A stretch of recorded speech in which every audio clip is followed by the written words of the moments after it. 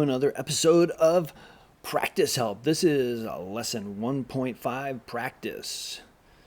Task 10. This diagram is a straight edge and compass construction of a line perpendicular to line AB passing through point C. Wow, okay.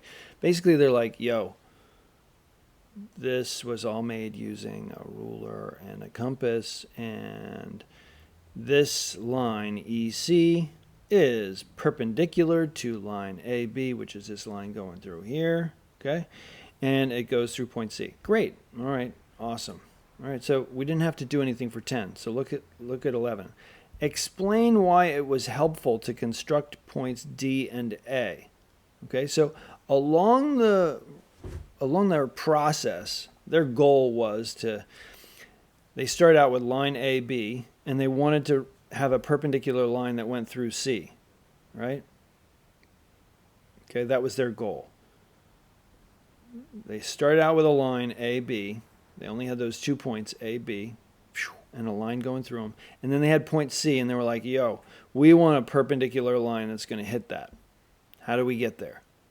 Okay? And so here, they are asking us, why was it helpful to construct points D and A to be the same distance from C? Okay? Why was that helpful?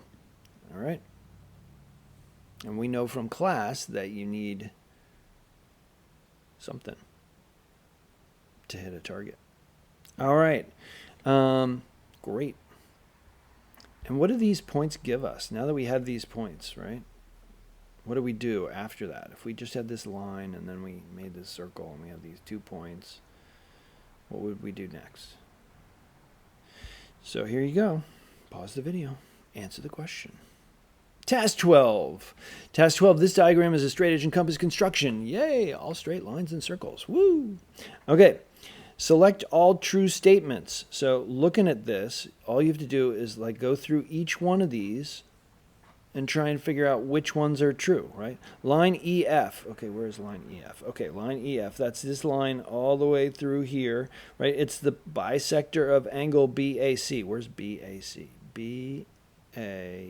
Okay, so it's that angle. Does it bisect? What does bisect mean again?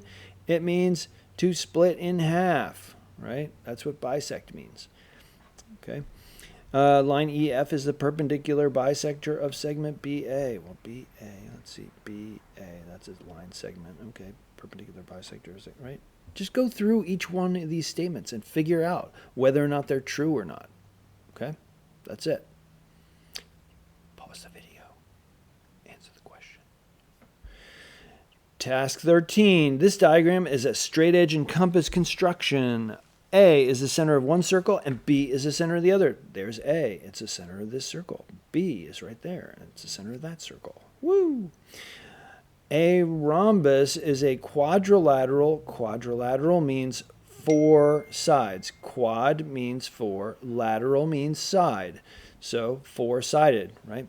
A rhombus is a quadrilateral that has 4 congruent sides. Congruent means equal to each other. Same size, same shape, right? So that means that all 4 sides of this rhombus, right, A, C, B, D, are congruent, right? That's according to, what they're saying is a rhombus has all 4 sides congruent, right? So the question that you have to answer is explain why. Explain why it should be A, C, B, D, not A, B, C, D. They made a mistake here. Explain why it's a rhombus. Explain why all 4 of these sides have to be equal. How come they must be equal? Pause the video. Answer the question. Task 15. Here we go. A, B, and C are the centers of 3 circles. Okay, here's one circle. Oh, center of A on that one. Oh, here's another circle, center of B on that one. And here's another circle, center of C on that one.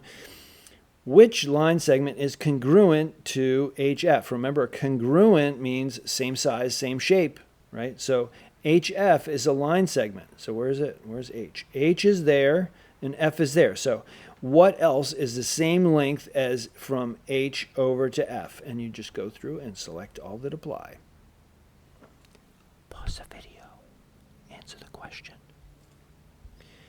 Task 16. In the construction, A is the center of one circle and B is the center of the other. Okay, there's A, center of this circle. B, there's the center of that one. Woo! All right. Let's see. Explain why segment EA is the same length as segment BC. Okay, here's EA. And here's BC. How do we know that they have to be the same length? Pause the video. Answer the question. Task 18.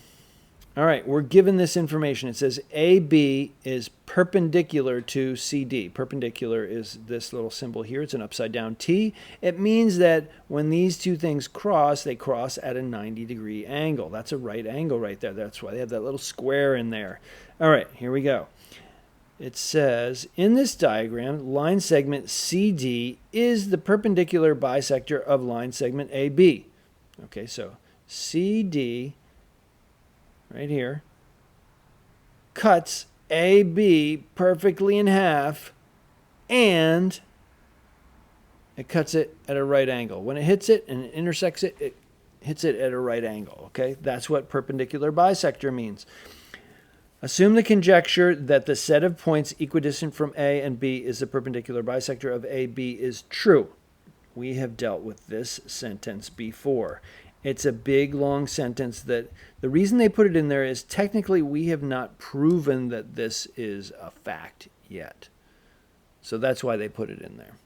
They say, assume that this is true, okay? And what they're saying is true is if you're on this line segment, actually if you're anywhere on a line, right, that would go on forever in either direction, right? Let's say you're standing at point C, right? You are the same distance away from A as you are from B. This is just like the exercise we did in class where we're like, okay, stand so that you're the same distance away from the plant as you are from the electrical tower and figure it out, right? And we ended up standing in a line. And that was a perpendicular bisector of the line segment between the plant and the electrical tower. Right? If this was the plant and this was the electrical tower, we lined up in a line that looks like this. Okay, so the question they're asking is point M closer to point A, closer to point B, or the same distance from both points? Explain how you know. So where's point M? There's point M. Okay, so is it closer to A, closer to B, or the same distance from both? That's the question. And explain how you know.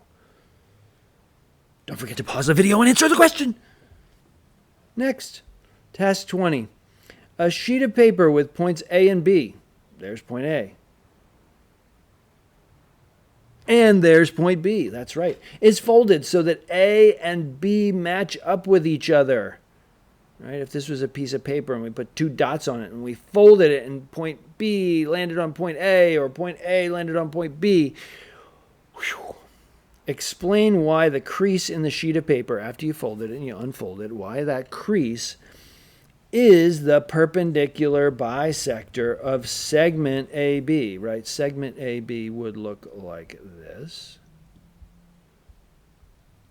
Right? That would be segment AB.